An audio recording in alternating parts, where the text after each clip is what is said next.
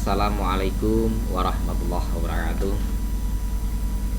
Selamat pagi murid-muridku semuanya yang saya cintai dan saya sayangi.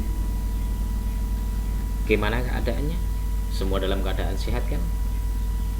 Alhamdulillah, kita masih dapat berjumpa mengikuti pelajaran secara rutin, walaupun kita lakukan secara daring atau jarak jauh, tapi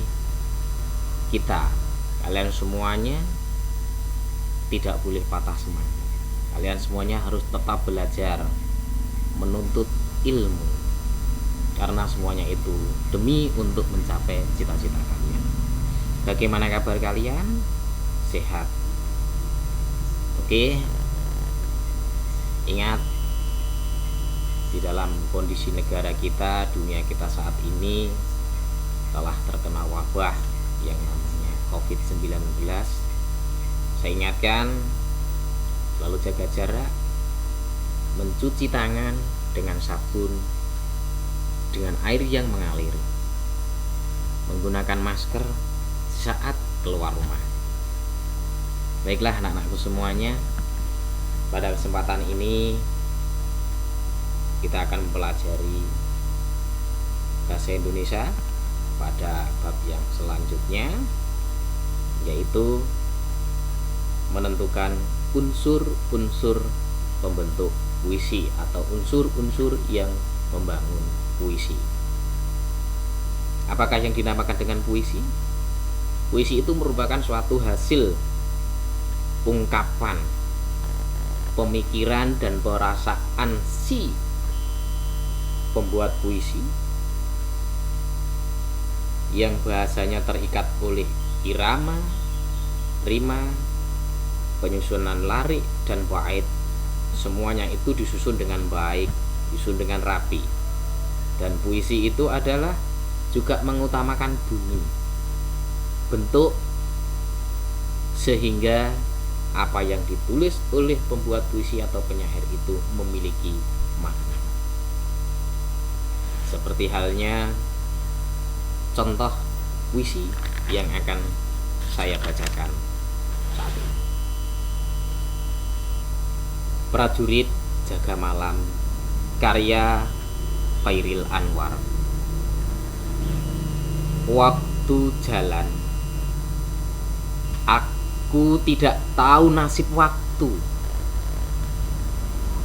Pemuda-pemuda yang lincah, yang tua-tua keras, bermata tajam, mimpinya kemerdekaan bintang-bintangnya. Kepastian ada di sisiku selama menjaga daerah mati ini. Aku suka pada mereka yang berani hidup. Aku suka pada mereka yang masuk menemui malam.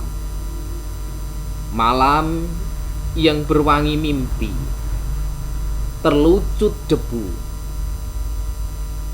Waktu jalan, aku tidak tahu apa nasib waktu. Itu adalah sekelumit salah satu contoh puisi yang saya bacakan.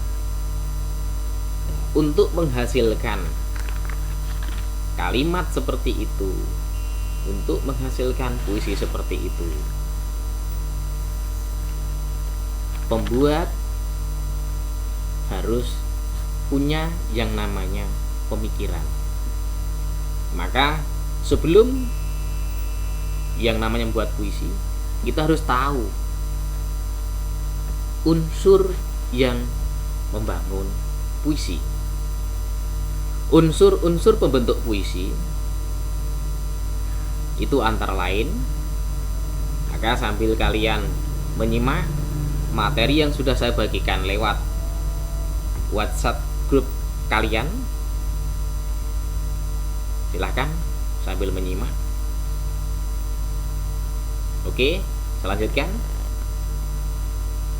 Unsur pembangun atau pembentuk puisi. Yang pertama adalah unsur batin. Namanya saja batin berarti unsur yang berada di dalam. Di dalam apa? Di dalam suatu karya sastra itu sendiri. Nah, unsur batin ini ada yang dinamakan atau yang menamakan sebagai unsur intrinsik. Yang termasuk dalam unsur batin itu antara lain tema, perasaan penyair, nada atau sikap penyair terhadap pembaca, dan amanat. Kita bahas satu persatu. Tema itu unsur batin puisi. Yang pembentuk puisi yang pertama adalah tema. Tema itu adalah gagasan pokok. Kalau kita sudah berbicara dalam gagasan pokok, berarti itu merupakan suatu dasar. Contoh, kalau kita mau mendirikan rumah, kita buat pondasinya terlebih dahulu sebagai dasar. Jadi tema itu adalah gagasan pokok yang dikemukakan oleh seorang penyair yang terdapat di dalam puisinya. Tema sering diartikan sebagai ide dasar dari puisi atau semua bentuk karya. Ini tidak hanya pada puisi. Pidato kita harus punya tema. Karena tema ini menjadi inti keseluruhan makna dalam suatu puisi. Tema itu muncul dari suatu pemikiran penyair. Kalau nggak tahu penyair ya, muncul dari pemikiran orang yang akan membuat namanya puisi. Salah suatu contoh tema itu misalkan yang berhubungan dengan Tuhan. Berarti puisinya harus berhubungan dengan Tuhan. Contoh, sholatku adalah doaku. Bisa bertema dengan ketuhanan, bertema dengan lingkungan, dan lain sebagainya. Entah itu bersifatnya sedih, gembira, dan lain sebagainya. Itu karena apa? Tema yang menjadi dasarnya. Unsur batin yang kedua yaitu perasaan. Perasaan siapa? Perasaan penyair atau si pembuat puisi. Bisa dikatakan feeling. Perasaan penyair itu adalah merupakan sikap penyair terhadap pokok permasalahan yang ditampilkan. Perasaan penyair dalam sebuah puisi dapat diketahui dari penggunaan ungkapan-ungkapan dalam puisi. Ungkapan ini merupakan wujud suasana hati. Maka terkadang ada puisi sedih. Berarti bisa juga si penyair itu memiliki perasaan yang sedih saat akan membuat puisi. Senang berarti gitu, bisa diartikan juga bahwa penyair itu memiliki suatu perasaan senang saat akan membuat puisi. Sehingga puisi itu kalau sudah jadi bisa diekspresikan. Kalau puisinya sedih, temanya sedih, berarti kita harus membacakan dengan sedih. Kalau puisinya gembira, berarti kita membacakannya dengan gembira. Itu unsur batin yang kedua. Unsur batin yang ketiga adalah nada. Nada itu sikap penyair terhadap pembacanya atau penikmat karyanya. Misalkan menertawai, memarahi, menasihati, menggurui, mengejek, dan lain sebagainya. Aku tidak tahu apa yang kau maksud. Ini ekspresi nada, tinggi rendahnya suatu puisi.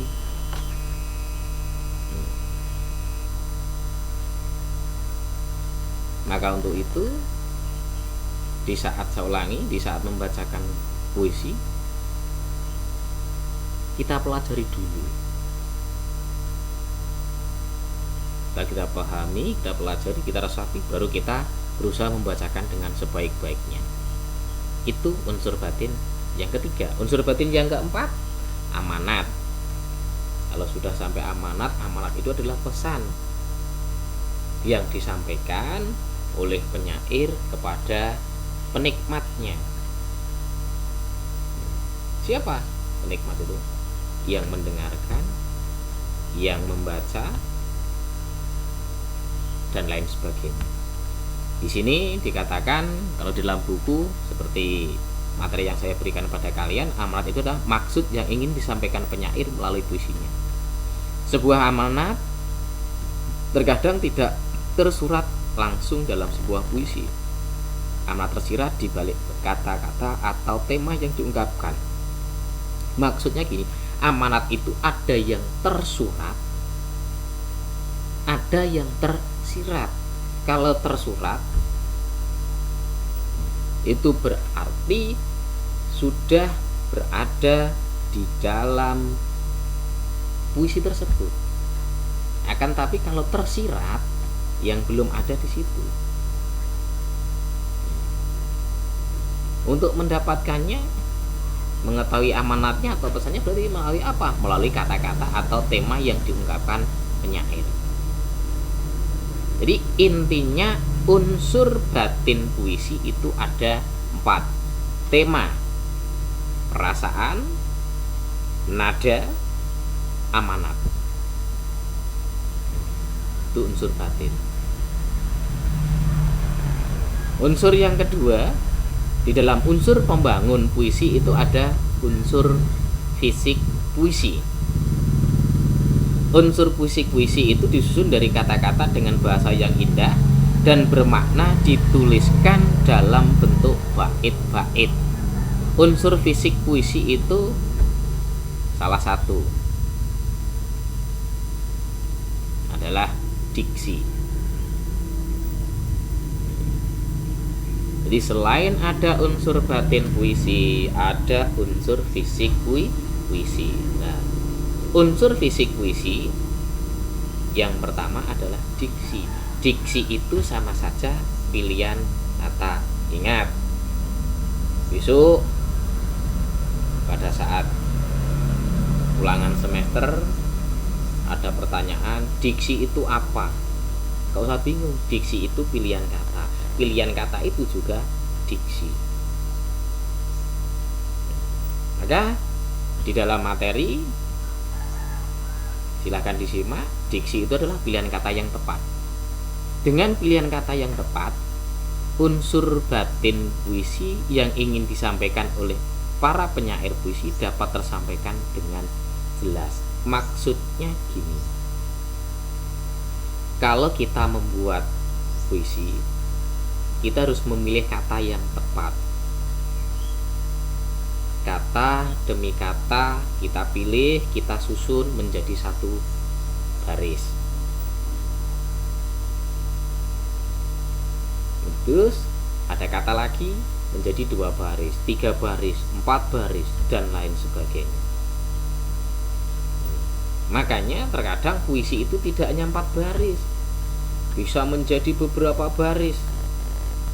Karena apa? Ada penyusunan kata atau pilihan kata tadi atau yang dinamakan diksi. Itu unsur fisik. Yang kedua, imaji. Imaji itu adalah yang berhubungan dengan citraan. Kalau secara mudah, yang nama citraan itu bisa dikatakan indera.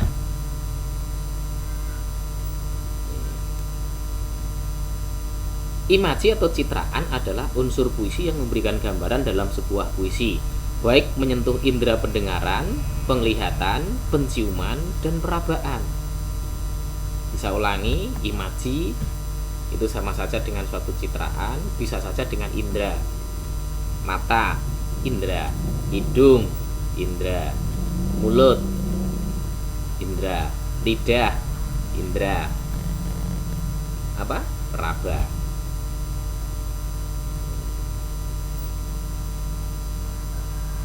Imaji yang pertama adalah imaji visual atau citraan visual atau indera penglihatan, berarti yang berhubungan dengan mata.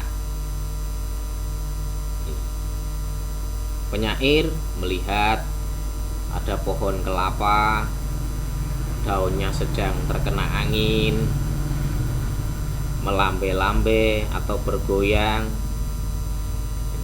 Bisa diibaratkan lambaian tanganmu seolah-olah memanggil diriku. Itu yang namanya imaji penglihatan. Yang kedua, citraan pendengaran. Tong tong tong, teng teng teng. Apakah itu kita lihat? Tidak, tapi itu terdengar dari telinga.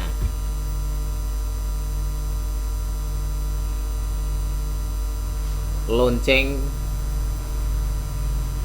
dibunyikan menandakan masuk kelas. Berarti apa? Pendengaran.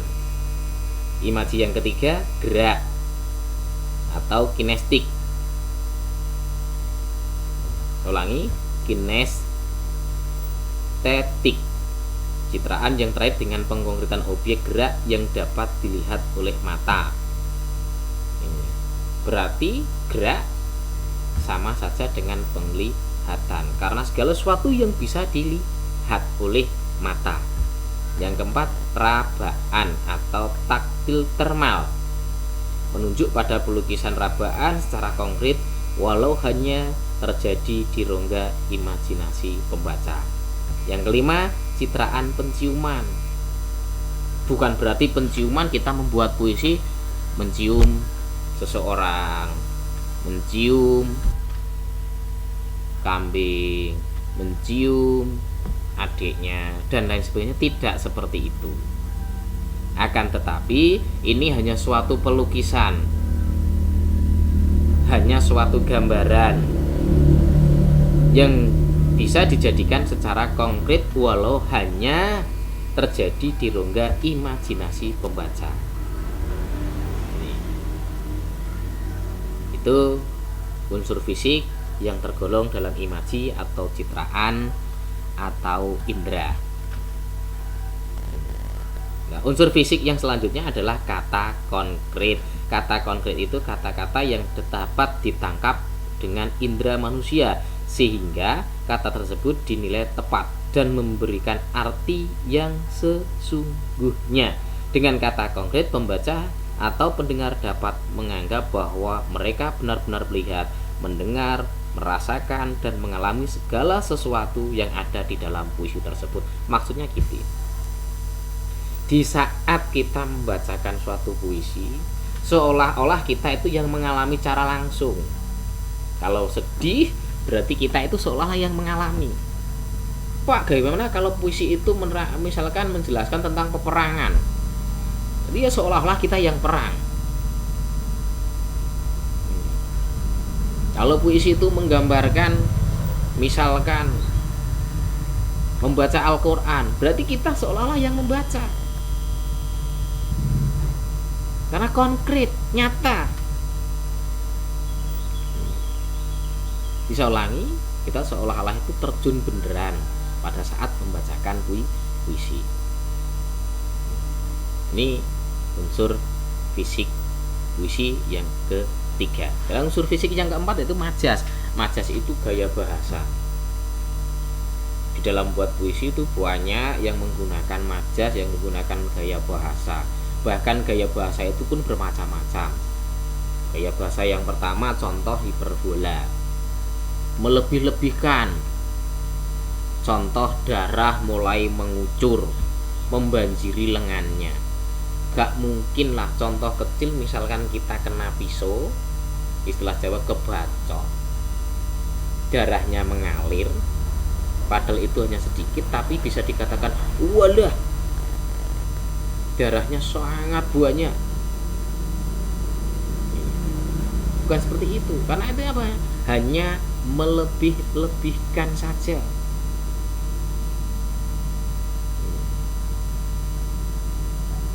Yang kedua ironi. Ironi itu dengan kata yaitu pernyataan yang mengandung makna bertentangan dengan apa yang dinyatakan. Penggunaan gaya ini dimaksudkan untuk menyindir, mengkritik, mengancam atau sejenisnya. Contoh, sebenarnya aku benci rumah yang memberiku kerinduan untuk pulang. Istilahnya bisa dikatakan sebagai sindiran.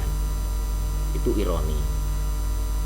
Yang ketiga, paradok, merupakan pernyataan yang memiliki makna yang bertentangan dengan apa yang dinyatakan.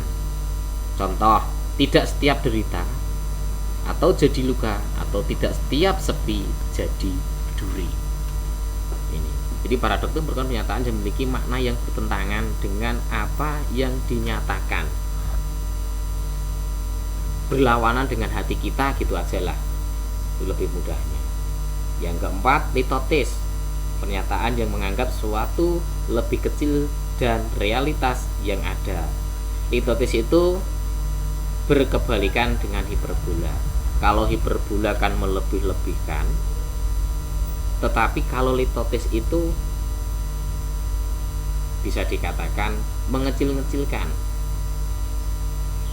atau bisa dikatakan kalau orang rendah hati.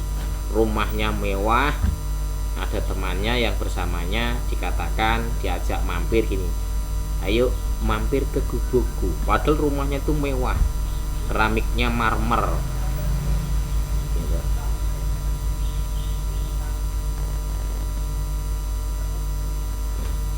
Terus yang kelima, elipsis, merupakan pernyataan yang tidak diselesaikan tetapi ditandai dengan titik-titik.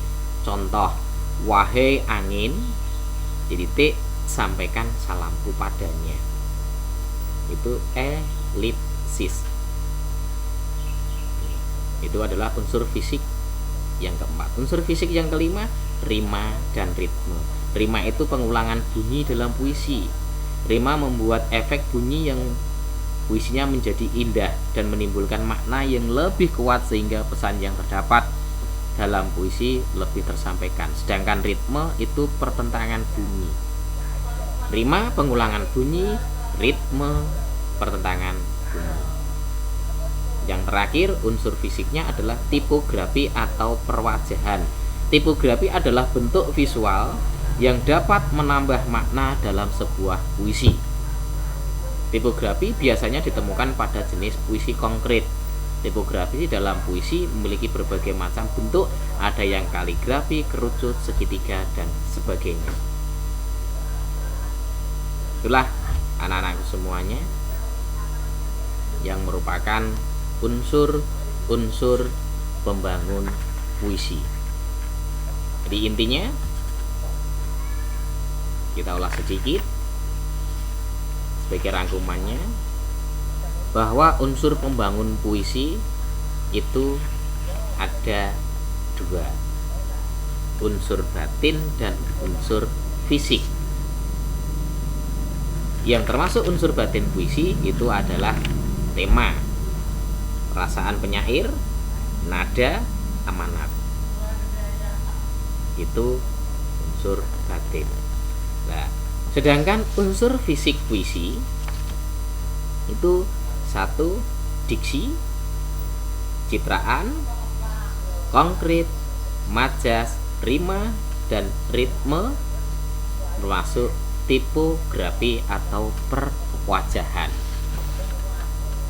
Itulah murid-muridku sedikit penjelasan dari saya tentang unsur pembangun puisi. Nah, untuk tugas, setelah kalian membaca materi ini, maka saya akan memberikan tugas kepada kalian, yaitu setelah kamu baca, kamu pelajari, silahkan baca salah satu puisi yang saya berikan tadi lewat WA Group. Setelah kamu baca, tentukan yaitu yang termasuk tema puisi. Akan tetapi itu sebelumnya saya harapkan kalian dalam belajar ini semua dalam keadaan sehat. Setelah kalian baca, saya ulangi, tentukan tema. Yang kedua, tulis apa pengertian puisi. Yang ketiga, sebutkan jenis-jenis puisi yang kalian ketahui. Yang keempat, sebutkan unsur pembangun puisi. Yang kelima, jelaskan unsur pembangun puisi. Itu semuanya sudah ada pada materi, pertanyaannya juga sudah ada di situ. Silahkan nanti dikerjakan dengan baik. Saya tunggu. Nanti setelah kalian kerjakan, silahkan kirim jawaban kalian kepada saya lewat WA secara pribadi, jangan lewat grup. Kenapa? Kalau nanti lewat grup, teman kalian bisa melihat, bisa mencontek. Ingat, kirim WA secara pribadi. Itu yang saya sampaikan, mudah-mudahan bermanfaat buat kalian semuanya. Apabila ada suatu kekurangan, kekeliruan apa yang saya jelaskan, apa yang saya sampaikan, bisa kita bahas di pertemuan yang akan datang. Ingat, selalu jaga jarak, cuci tangan menggunakan sabun dengan air yang mengalir, selalu pakai masker bila kita keluar rumah, dan yang paling pokok, jangan lupa berdoa kepada Allah. Semoga virus yang melanda negara kita, yang melanda dunia, segera hilang. Itu, terima kasih. Sampai jumpa di lain kesempatan. Ingat, untuk minggu depan kita akan mempelajari, yaitu menelaah unsur pembangun teks puisi. Itu nanti atau malam atau bila ada waktu, ya disempatkanlah pelajari materi yang sudah saya berikan. Di besok kalau ketemu dalam pembelajaran lagi, kita atau kalian tinggal menyimak sebentar. Oh, saya sudah ngerti maksudnya. Itu aja, kurang lebihnya mohon maaf. Billahi taufik wal hidayah. Wassalamualaikum warahmatullahi wabarakatuh.